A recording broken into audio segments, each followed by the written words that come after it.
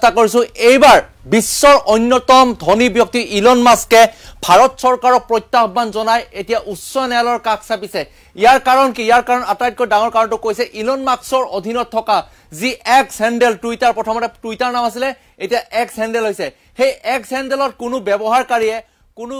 যাৰ একাউণ্ট থাকে টুইটাৰত তেওঁ যদি কোনোবা পোষ্ট এটা দিয়ে সেই পোষ্টটো চৰকাৰৰ ডিলিট কৰিব পৰা ক্ষমতা থাকে ভাৰতীয় প্ৰচাৰ বিভাগৰ যি আইটি এক্ট অনুসৰি কিন্তু ইলন মাস্কে এই মুহূৰ্তত অভিযোগ উত্থাপন কৰিছে যে ভাৰত চৰকাৰৰ সহযোগত চলা কোম্পানীসমূহে যিকোনো ব্যৱহাৰকাৰীৰ টুইটাৰ পোষ্ট ডিলিট কৰি দিয়ে এই ক্ষেত্ৰত এক্স হ্যান্ডেলৰ যি কোম্পানী আছে ওনাৰ আছে ইলন মাস্কে প্ৰত্যাহ্বান জনাইছে যে ইয়াৰ অধিকাৰ কোনো চৰকাৰৰ নাথাকে এটা অধিকাৰ থাকিব আইটি এক্টৰ মতে যিটো অধিকাৰ ৰাষ্ট্ৰীয় সুৰক্ষা বা নিৰাপত্তা জনিত কাৰণত যদি কোনোবাই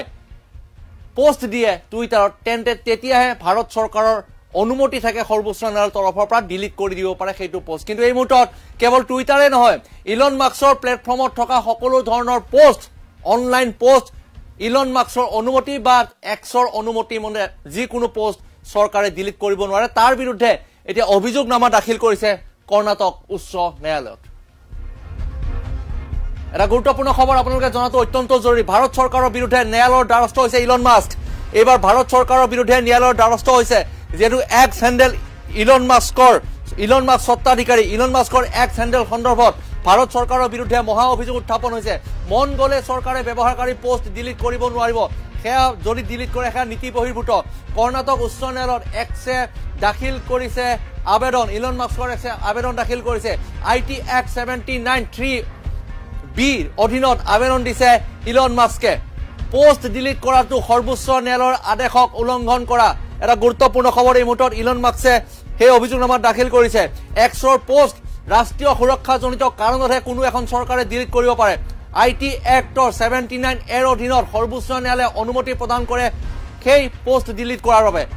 প্যাৰেলেল কন্টেন্ট ব্লকিং মেকানিজমৰ ক্ষেত্ৰত বাধাৰ সন্মুখীন হয় ইলন মাস্কৰ কোম্পানী কাৰণ তেওঁলোকৰ যি মাৰ্কেটিং ব্যৱস্থা সেই মাৰ্কেটিং ব্যৱস্থা আৰু ইকনমিৰ ক্ষেত্ৰত কিছু প্ৰভাৱ পৰে তেনেকৈ কোনো লোকে ডিলিট কৰিলে মাত্ৰ 79 এৰ অধীনতহে কোনো এখন চৰকাৰে সুৰক্ষাজনিত কাৰণত পোষ্ট ডিলিট কৰিব পাৰে ভাৰত চৰকাৰৰ প্ৰচাৰ মন্ত্ৰালয় অনুসৰি আইটি এক্টৰ অধীনত সৰ্বোচ্চ ন্যায়ালয়ে যিটো অনুমতি দিছিল 2015 চনৰ এখন বিচাৰপীঠত সেই 2015 চনৰ বিচাৰপীঠত সৰ্বোচ্চ ন্যায়ালয়ে অনুমতি দিছিলে যে আইটি এক্টৰ অধীনত কিছু পোষ্ট বা দেশ বিৰোধী কাৰ্যকলাপৰ সন্দৰ্ভত যদি কোনো ব্যৱহাৰকাৰীয়ে পোষ্ট দিয়ে তেন্তে কোনো এখন চৰকাৰ বা সেই ৰাষ্ট্ৰৰ চৰকাৰখনে পোষ্ট ডিলিট কৰিব পাৰে কিন্তু ভাৰত চৰকাৰে তাৰ ভুল ব্যৱহাৰ কৰি আছে ভুল ব্যৱহাৰ কৰাৰ বাবে প্ৰত্যাহ্বান জনাইছে কৰ্ণাটক হাইকোৰ্টত আৰু ইলন মাস্কে কৈছে ইলন মাস্কৰ টুইটাৰত যিসকল ব্যৱহাৰকাৰীয়ে পোষ্ট দিয়ে যিকোনো পোষ্ট ডিলিট কৰিব নোৱাৰে কেৱল টুইটাৰ নহয় অনলাইন প্লেটফৰ্ম যিমান সমূহ আছে ইলন মাস্কৰ সত্তাধিকাৰী থকা এই ইলন মাস্কৰ অনলাইন প্লেটফৰ্মৰ পোষ্ট অনুমতি অবিহনে বা কন্টেক্ট অবিহনে কোনো ধৰণৰ যি এক্টৰ মতে ডিলিট কৰিব নোৱাৰে যদি সেইখন ৰাষ্ট্ৰৰ নিৰাপত্তাজনিত বা সুৰক্ষাজনিত কাৰণ নাথাকে তেন্তে কোনো ডিলিট কৰিব নোৱাৰে কেৱল ইয়াৰ অনুমতি প্ৰদান কৰে এক্স হ্যান্ডেল বা ইলন মাস্কৰ অনলাইন মাধ্যমে গতিকে 69 এৰ অধীনত আইনী প্ৰক্ৰিয়াৰে কন্টেন্ট ব্লক কৰিব পাৰে কোনো এখন চৰকাৰে ভাৰত চৰকাৰৰ প্ৰচাৰ মন্ত্ৰালয় আইটি এক্ট 79 এ কন্টেন্ট ব্লকৰ অনুমতি দিয়ে আৰু ভাৰত চৰকাৰৰ বিৰুদ্ধে সেইভাবে উচ্চ ন্যায়ালয়ৰ দ্বাৰস্থ হৈছে ইলন মাস্ক যেহেতু 79(3)(a) অৰ্থাৎ 79(3) বিৰ অধীনত যি ভাৰত চৰকাৰৰ বিৰুদ্ধে অভিযোগ উত্থাপন হৈছে যে তেওঁলোকে এক্স হ্যান্ডেলৰ পোষ্ট ডিলিট কৰাৰ ক্ষেত্ৰত যি নীতি সেই নীতিৰ বিৰুদ্ধে কাম কৰি আছে আৰু সেই নীতিয়ে সৰ্বোচ্চ ন্যায়ালয়ৰ আদেশক অৱমাননা কৰে সেয়া ভাৰত চৰকাৰৰ বিৰুদ্ধে মহা অভিযোগ এই অভিযোগৰ ভিত্তিতে কৰ্ণাটক হাইকোৰ্টত এতিয়া ইলন মাস্কে আবেদন দাখিল কৰিছে যে ভাৰত চৰকাৰৰ প্ৰত্যাহ্বান জনাইছে চ্যালেঞ্জিং হিচাপ হৈ পৰিছে যে এক্স হ্যান্ডেল ভাৰতত ব্যৱহাৰ কৰাটো বা ব্যৱহাৰকাৰীয়ে ব্যৱহাৰ কৰিব কিন্তু ভাৰত চৰকাৰে যিকোনো পৰিস্থিতিত যদি সুৰক্ষাজনিত কাৰণ নাথাকে তেনে কোনো পোষ্ট ডিলিট কৰিব নোৱাৰে সুৰক্ষাজনিত কাৰণতহে ভাৰত চৰকাৰে কোনো ইলন মাস্কৰ টুইটাৰ হ্যান্ডেলৰ পোষ্ট ডিলিট কৰিব পাৰে আৰু সেই যি ভাষ্য সেই ভাষ্যৰ ভিত্তিত বা ভাৰত চৰকাৰৰ বিৰুদ্ধে যি তেওঁ ন্যায়ালয়ৰ দ্বাৰস্থ হৈছে